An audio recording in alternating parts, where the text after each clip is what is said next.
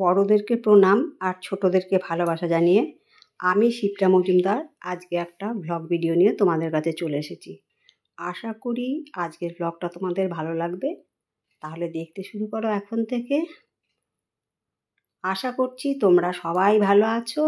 আমি আগের থেকে একটু ভালো আছি। দেখো, সকালবেলা থেকেই আমি আমার ভ্লগটা শুরু করেছি। দুধ গরম করে নিয়ে তার মধ্যে এনশিওর নিয়ে নিলাম। তারপরে আমি এটা এখন টিফিন খাবো। সকালবেলাতে আমি এইটাই বেশিরভাগ খাই, কেননা আমার শরীরটা মাঝখানে এত অসুস্থ হয়ে গেছিলো। 12 মাস খাই, কিন্তু মাঝখানে কটা দিন বন্ধ দিয়েছিলাম, মুখে কোনো রুচি ছিল না। যাই হোক, এটা খেয়ে নিই। খাওয়া দাওয়ার বেশ কিছুক্ষণ বাদে আমি দুটো পেয়ারা কেটে নিয়েছি, বিট লবণ দিয়ে মেখে নিচ্ছি, আর একটা আপেল নেওয়া হয়েছে। এটা এখন আমরা দুজনে খেয়ে নেব।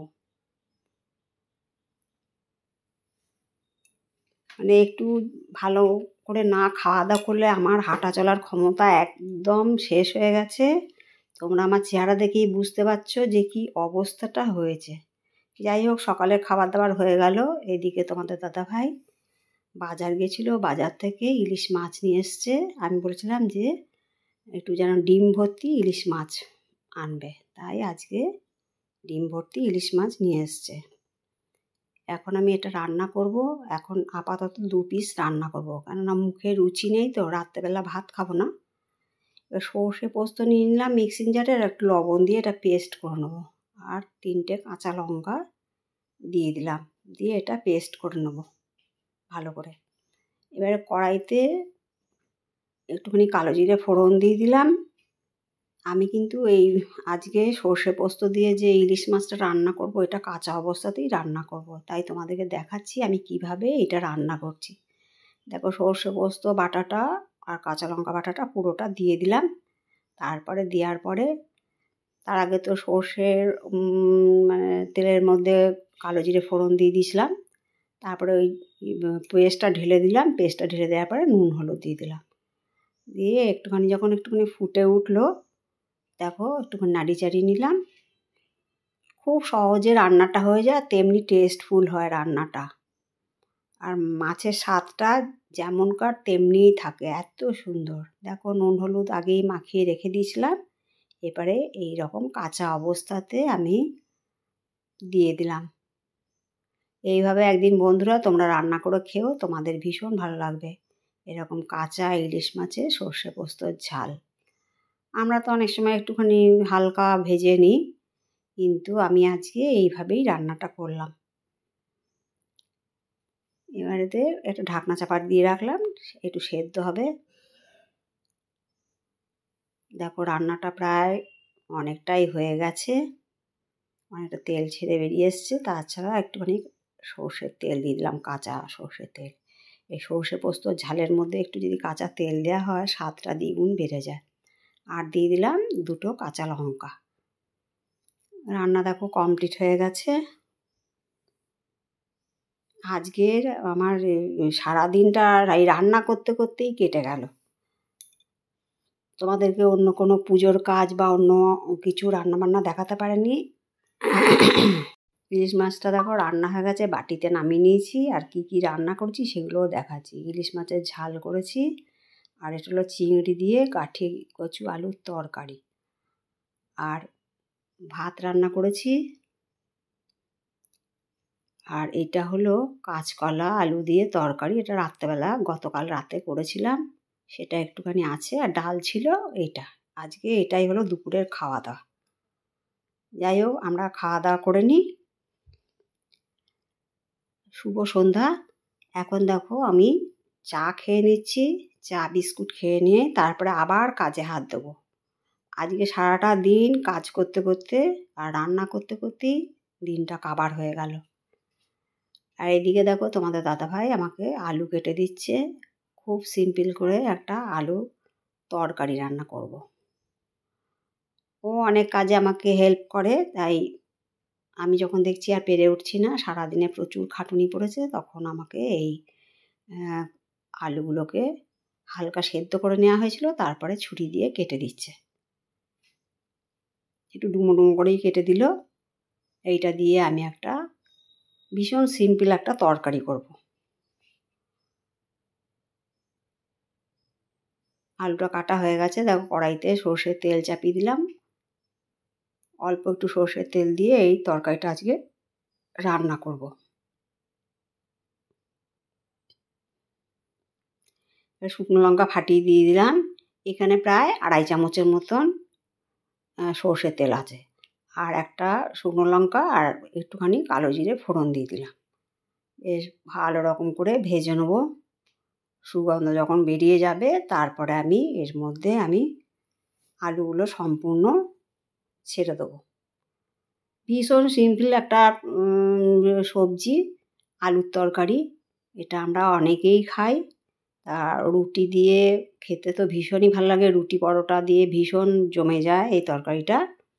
তাই আজকে রাত্রেবেলা রুটি তৈরি করব আর এই তরকারিটা রান্না করে নিচ্ছি। দেখো একটুখানি লবণ দিয়ে দিলাম।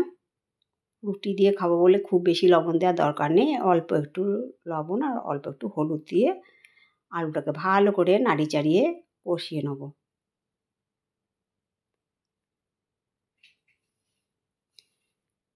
আমি এই রান্নাটাকে খুব রুটি দিয়ে খেতে ভালোবাসি, পরোটা দিয়েও খেতে ভালোবাসি। তো এই জন্য রাত্রেবেলা খুব বেশি কিছু করলাম না, একটুখানি এই তরকারিটা করে নিচ্ছি।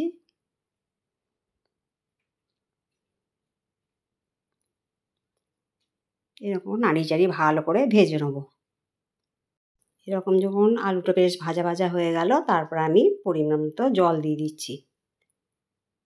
একটু ঝোল ঝোল রাখবো, রুটি দিয়ে খাওয়া হবে তো ওই জন্য একটু ঝোল ঝোল করে তরকারিটা করলে খেতে বেশ ভালো লাগে। এরপরে একটা ঢাকনা চাপা দিয়ে রাখলাম, ও ফুটতে থাকুক। আর এদিকে আটা মাখা হয়ে গেছে, আমি রুটি তৈরি করে নেব।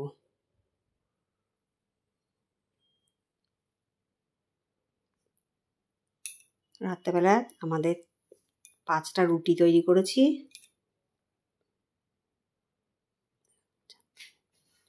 আজকে সারাটা দিন রান্না বান্না করতে করতেই কেটে গেল। আর বাইরে যা হারে বৃষ্টি নেমেছে তোমাদেরকে কি আর বলবো।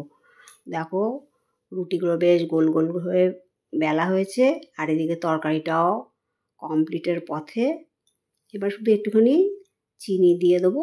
আলুটাও সুন্দর সেদ্ধ হয়ে গেছে, একটু চিনি দিয়ে স্বাদটাকে একটু ব্যালেন্স করে নেবো। তাহলে আলুর তরকারি হালকা হালকা ঝোল রান্না করা হয়ে গেল। এটাকে এবার বাটিতে সার্ভ করে নেবো। আর এদিকে দেখো রুটিগুলো খুব সুন্দর ভাজা হয়েছে, এবারে ছেঁকে নেবো। এই রুটিগুলো বেশ ফুলকো ফুলকো হলে মনটাও বেশ ভালো লাগে। প্রত্যেকটা রুটি যদি ফোলে তখন বেশ ভালো লাগে। আর এই বর্ষার দিনে আর কি করব, আর কিছু করতে ভালো লাগছে না। আজকে এইভাবেই সারাটা দিন কেটে গেল।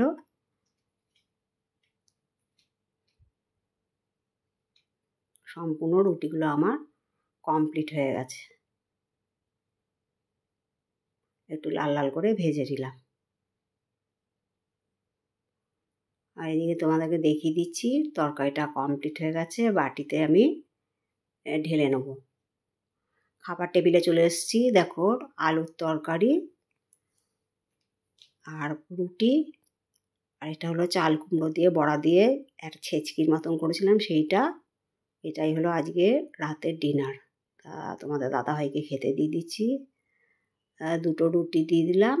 আর ডাল তো তার প্রতিদিন লাগে, তাই একটু ডাল আর চাল কুমড়ো ছেচকি বড়া দিয়ে আর হলো আলুর তরকারি। এরকম আলুর তরকারি হলে আমার আর কিচ্ছু লাগে না। আর সঙ্গে দিলাম রসগোল্লা। এটাই হলো আমাদের রাতের ডিনার। তা বন্ধুরা আজকের ভিডিওটা তোমাদের কেমন লাগলো জানিও। যদি ভালো লাগে লাইক শেয়ার কমেন্ট আর সাবস্ক্রাইব করে আমার চ্যানেলের পাশে থেকো। আর যদি কোনো নতুন বন্ধু এসে থাকো অবশ্যই বেল বাটনটা অন করে দিও, তাহলে সমস্ত নোটিফিকেশান তোমাদের কাছে পৌঁছে যাবে। এদিকে আমার খাওয়া দাওয়া শুরু হয়ে গেল। তাহলে বন্ধুরা আশা করি তোমাদের আজকের ব্লগটা ভালো লেগেছে। যদি ভালো লাগে তাহলে সুন্দর সুন্দর কমেন্টসের মাধ্যমে জানাবে। আজকে এই পর্যন্ত রাখলাম, কেমন? অন্য কোনো দিন অন্য কোনো ভিডিওতে দেখা হবে। টাটা।